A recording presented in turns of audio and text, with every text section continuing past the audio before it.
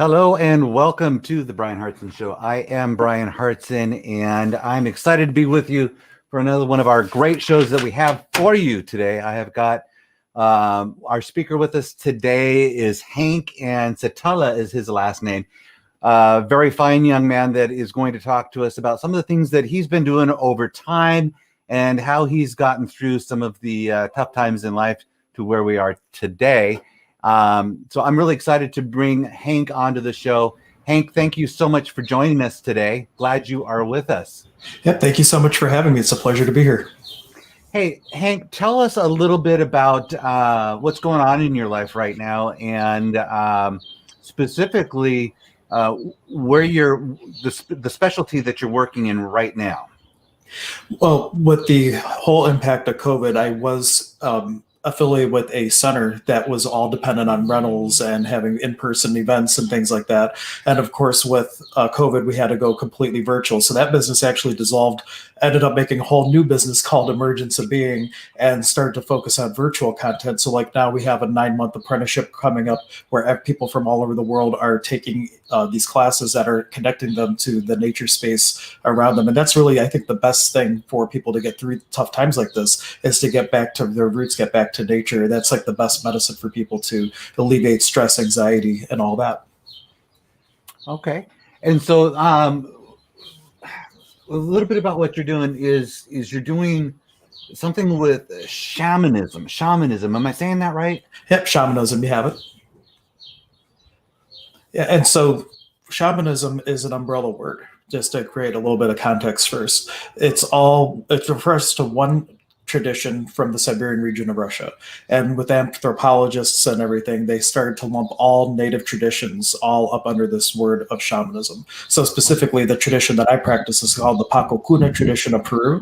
And specifically, the Katari tradition is a whole bunch of different lineages kind of rolled up into one. So it's considered a cross-cultural shamanism. But this the one that I practice is specific to South America. I see. And so if somebody wanted to figure out a little bit more about that, how would they do about that? How would they go about that? Well, a great place to go would be on the website. If they go to emergenceofbeing.com under experiences, the class is called The Art of Spiritual Healing. And on that page, there are several different videos that I'm interviewing my teacher, Don Zane Kerfman, who wrote the book Inca Mountain Magic. And he basically goes over and talks about what the program is. And it's not just for people who want to help people in the terms of like a role as a healer. It's for people who are looking for a plan of personal development. And when I think we mentioned before we went on air, I have about 13 years of sobriety. One of the things that has been a foundational thing for me to stay in my sobriety is my spiritual practice, which was heavily rooted with this practice of the Pakokuna tradition of Peru, because it's a thing of personal empowerment, of doing your inner work, getting rid of the things that are heavy that would cause you to want to dive into addiction so that you're empowered by those things instead of being kind of squashed by them. Okay. So 13 years of sobriety is a huge accomplishment. Congratulations on that. Well, thank you. Seriously. So 13 years ago, what was going on? Well, I would consider myself a natural intuitive. And for people who don't know what that is, imagine somebody who's just really aware of other people's thoughts, feelings, emotions, and things of that nature. And so from a near-death experience as a child, I just was really in tune with other people's thoughts and feelings, but I didn't know that it was other people's thoughts or feelings. I misidentified it as my own. So as soon as I could legally drink, I just dove in and started to medicate my awareness of these things away. And it was...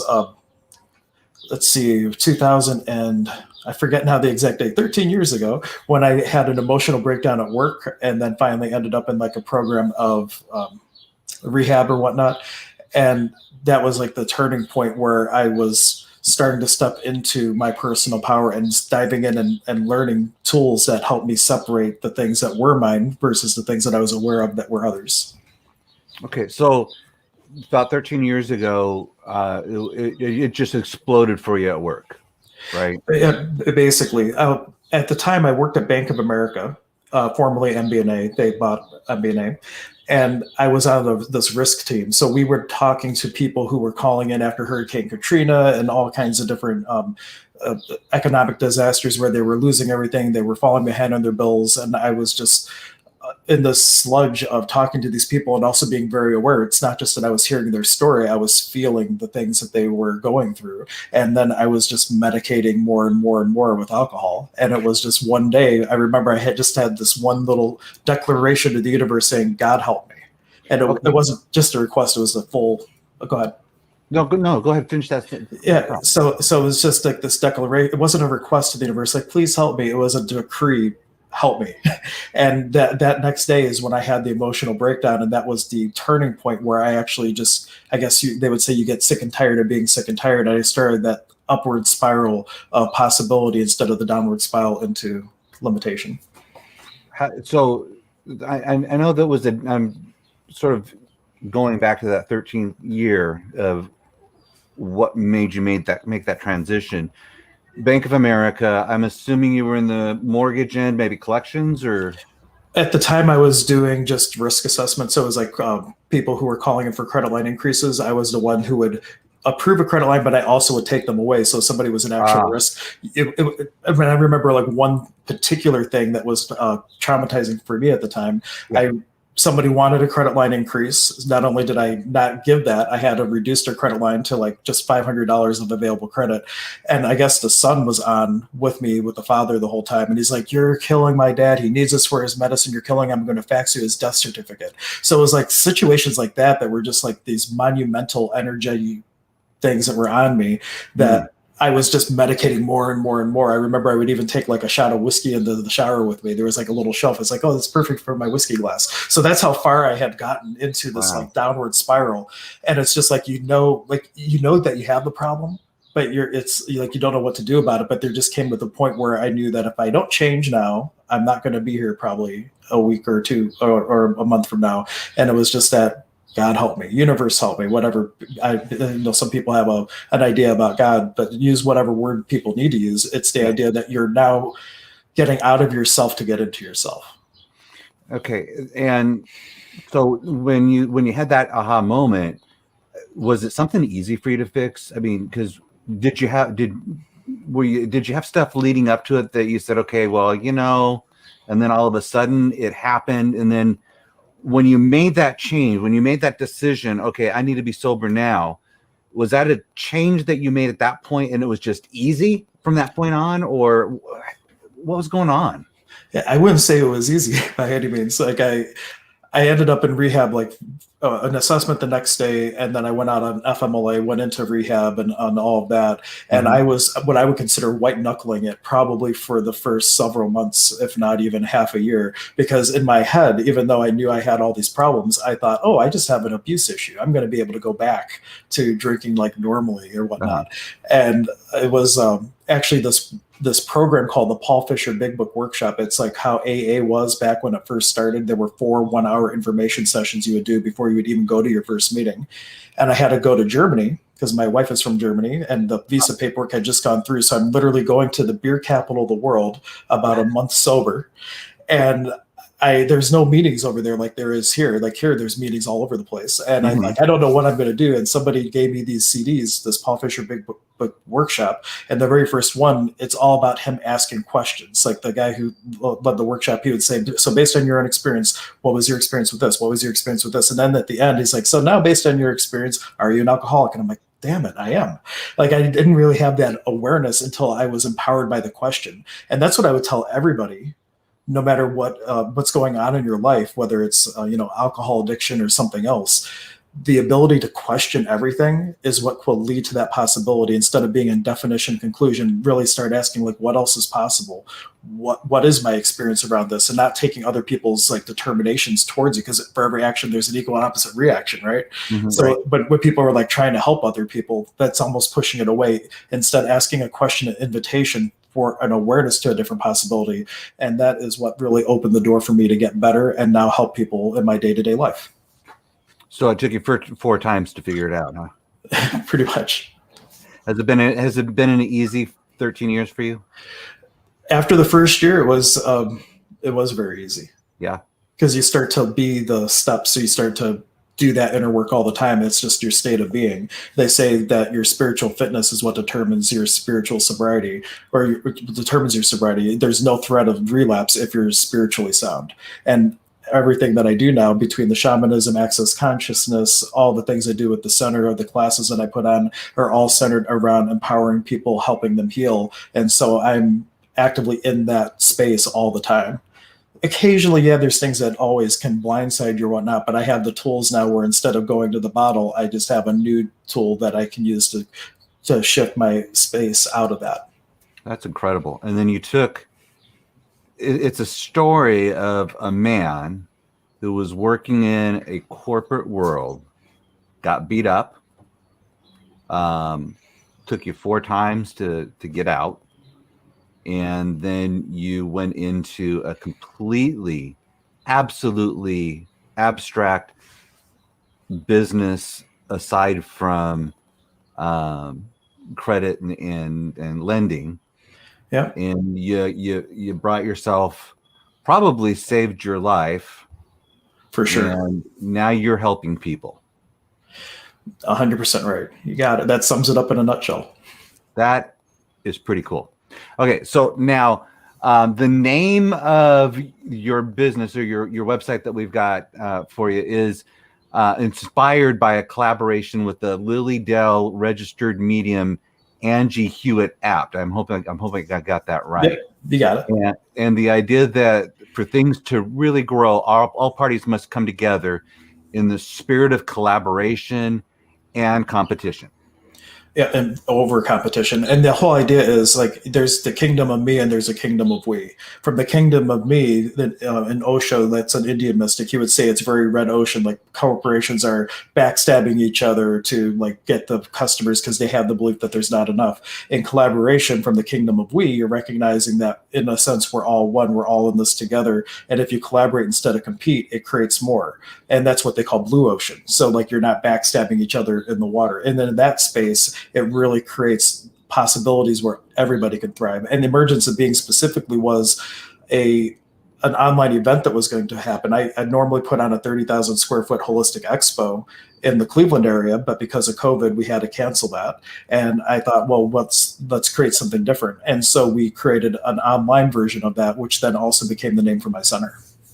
Okay, so after the break, when we get to the other side here, I want to dig into that just a little bit more. Is that fair enough? Yep, sounds good. So we'll be right back on the other side in just a moment.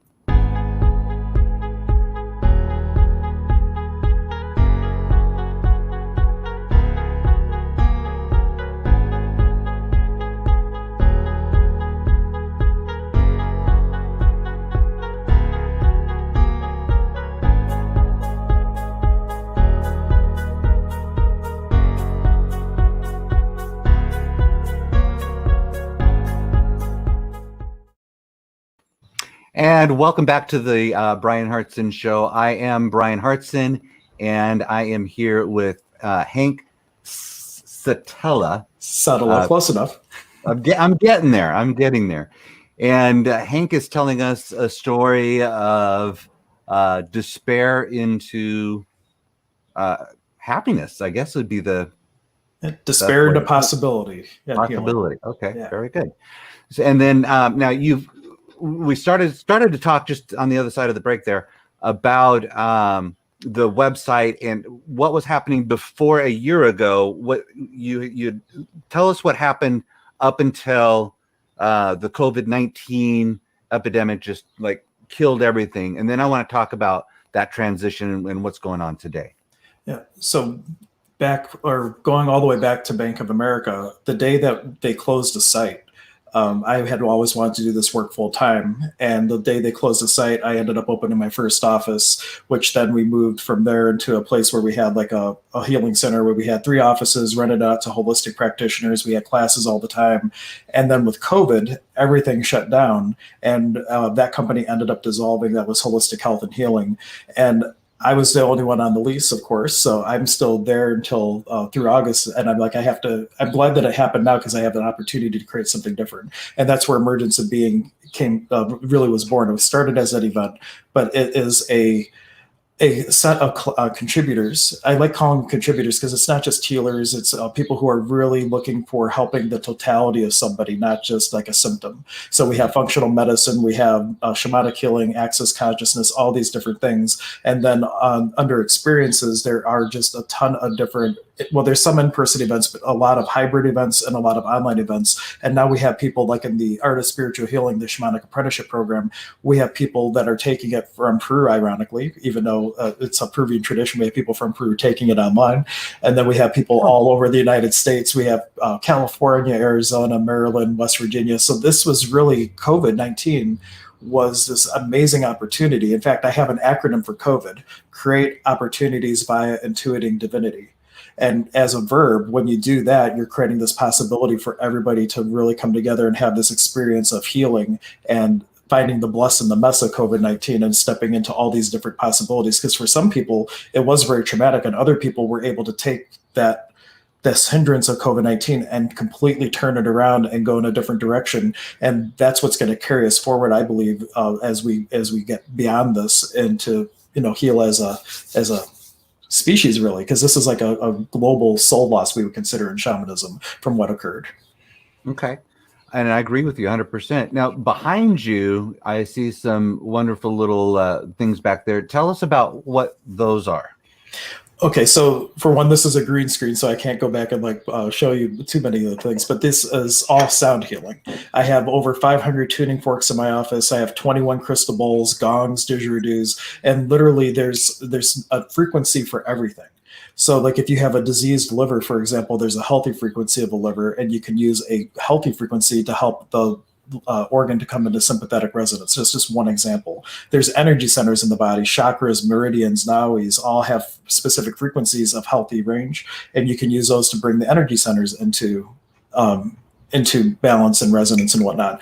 And the beautiful thing about sound healing is I call it a bridging modality, because you have some people, like some husbands that get brought to me from their wife. They're sitting there like this. They don't want anything to do with it. But if you can speak to the science behind the sound, then they can wrap their head around it and makes them more open to receiving the other possibilities that sound healing really has for them. Very good. Now, I know that I've had the opportunity a couple of times to do some of that, be a part of that sound healing. And for me, turning out those lights and just hearing those different sounds really was, I was honestly, quite frankly, when I went in there with my wife, much longer. You were one of those people? I totally was. I'm like, well, first we started doing yoga. So she brought me in for that. And then she sort of took and reeled me in for the sound healing. I'm like, this is going to be ridiculous. And I'm in there with a whole bunch of females and one other male. And I'm like, 40 minutes later, I was really liking it. So I went back for more of that. And then we got stuck with the COVID out here, and we had to stop that as well. So that's fresh in my mind as well. So I'm very curious about how you're migrating around all that. And then you've got some other things that you're doing, access consciousness and other modalities. So can we touch on some of those as well? Yeah, well, one of the things I'm really skilled at is just bridging and blending modalities. When someone comes to me, I might blend things from 12 different modalities into a single session to really customize it for them. But sound specifically, the reason that you feel so blissed out when you go to a sound bath like that is when the sound waves interact with each other, it creates these still points called nodes. And in those nodes, the water molecules of your body will start to spin and fluctuate based on the harmonics, and it will create nitric oxide release in your body. It will create sacred geometry in the water molecules of your body. You can see that with acoustic levitation from the pharmaceutical industry. So like there's a little science behind it, but it bridges into this metaphysical world, and you just get all these amazing benefits. It helps with circulation, helps with pain, it helps with inflammation, all these types of things, cell health. So it's wonderful for everybody, scientific or metaphysical alike. And the way I'm working around that is I still do an in-person concert at the center once a month, but I'm also looking to, I just got a big green screen and a better microphone, and I'm going to be doing like a broadcast of the concerts, probably on the full moon or the new moons. I'm going to do it along with the moon cycles and just offer that online just by donation. So if people go to the website, they're going to be able to see that going forward, starting next month, actually, was when I was going to start doing this, where they can just pay whatever you like, contribute whatever you like. You can come in and experience it. And though you miss out a little bit on the harmonic components of sound when it's virtual, the sympathetic resonance all still there. The frequencies are the frequencies, and you get the balancing. So it's still very potent and beneficial, even if it's by a distance. Okay, so and good, because I was going to ask you about the distance thing in doing something like that, and I'm really interested. I'm going to join that, so you know. I'm just okay, good. What do I need to do in order to prepare for that? Do I need to have a quiet room? Do I need to have lights out? Do I need to make sure the grandchild is with mom, well fed in another room? What do I got to do? Yeah, basically, if you have a place that's very comfortable, that's the main thing, is just be comfortable so you can kind of relax into the experience. If you have surround sound, great. If you don't, like I said, you'll still get the sympathetic resonance. But if you do have like speakers where you're having the sound projecting at you from different directions, that's where that harmonic component comes in, and it just takes it to another level. It's not a must, but that to get the most out of it, that's what you would want to do. And if you can go into it as calm as you can, afterwards drink water. And the thing is, while you're in that space, recognize that in the ever-present moment of now, you're always connected to that. And then when you have those stressful moments, if you can anchor the experience of the sound concert, you can bring yourself back to that peace and calm that you've experienced with like the yoga studio or whatnot. And that can be a huge asset to you when you're getting blindsided, in day-to-day life with something that you can come back to that peace and calm. It's like my meditation teacher would say, the movie screens, when you go to the movies, no matter what the illusion and the chaos is in the movie, the screen is still white. The silence is ever present. And so that is just a tool, a huge tool for people to really stay in the moment and not get overwhelmed by life and really respond through life instead of react.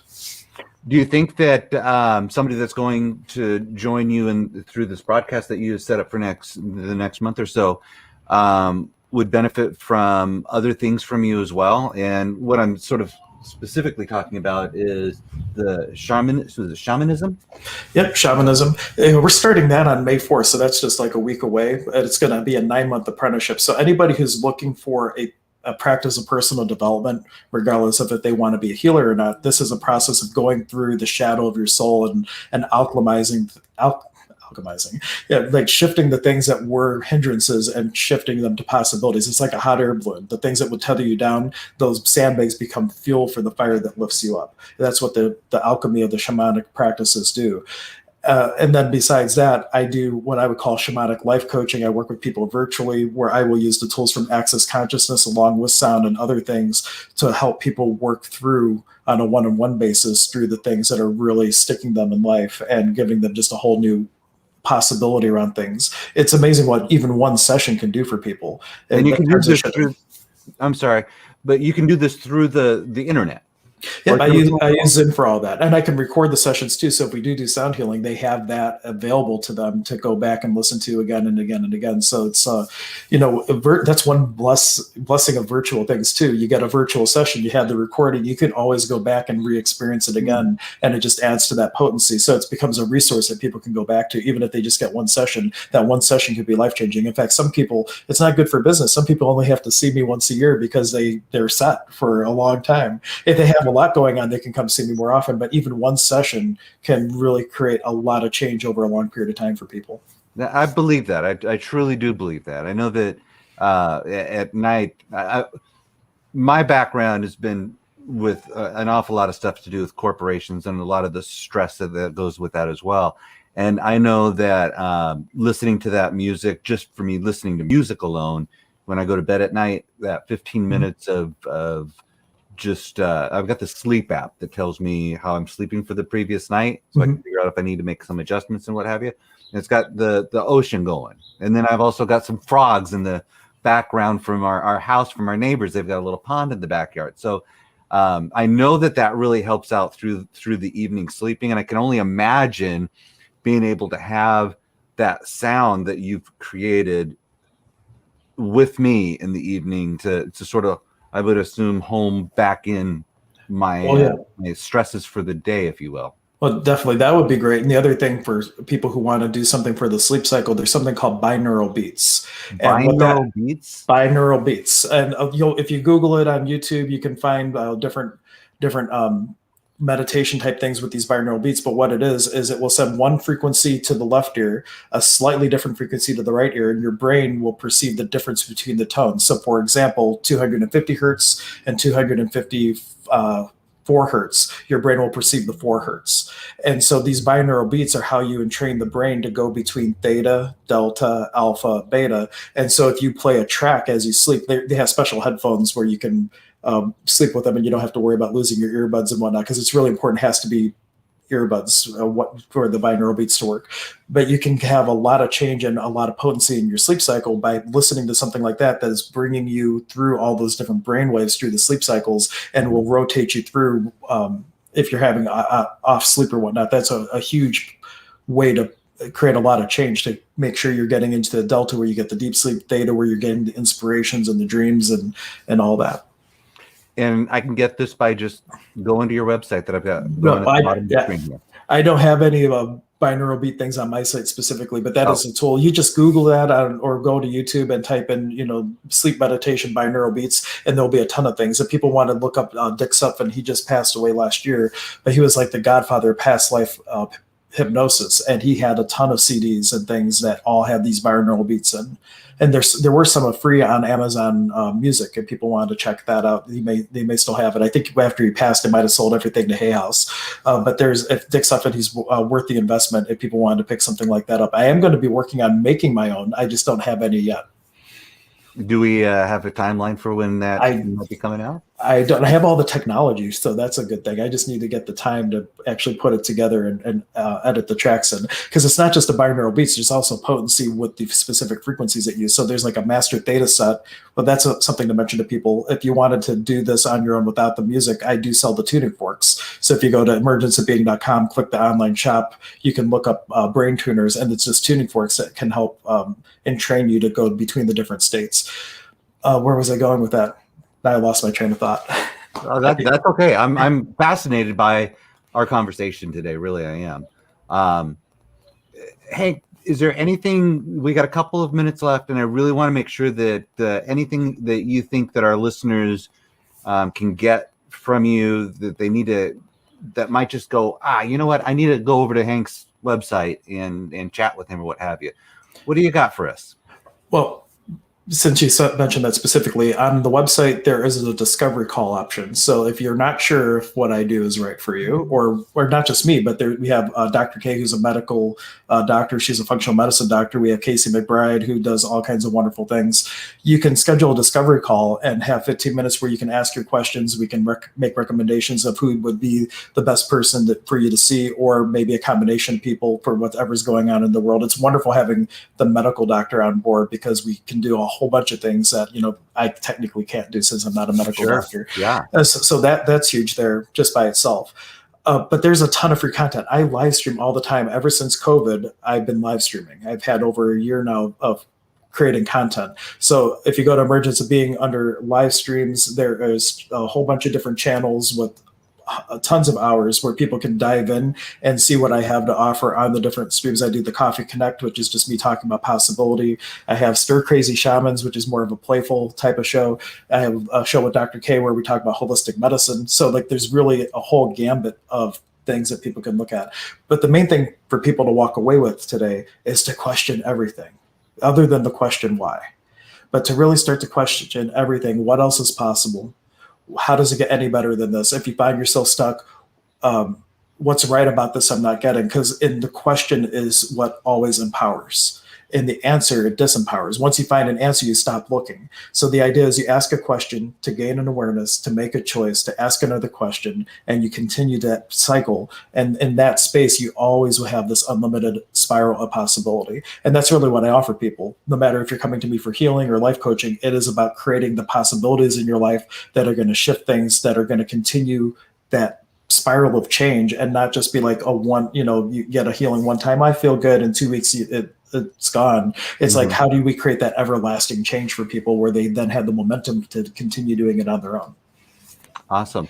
Hank, I'm just wondering if I have the ability to pull you back onto my show in the near future. Especially, I'd love to get into that class that you've got coming up, and then once I get through that, maybe we could chat some more. many questions I still have of you. No, absolutely. I'm very available for anytime you'd like to have me on again. We can definitely create that. Awesome. All right. Well, I would like to thank you again for popping on. And ladies and gentlemen, you've got the website at the bottom. You can always hop on to Bryan Hartson, Hartson's Heart, where you can drop down into the bottom pieces and pick up some of our wonderful little things that we've got: mugs, hats, shirts, and you'll also be able to pick up some of the audio for the shows that we have going on. Or you can feel free to hop on to Facebook, YouTube, and Twitter for sure, and 24/7 on strim.com/Hartson/the Bryan Hartson Show.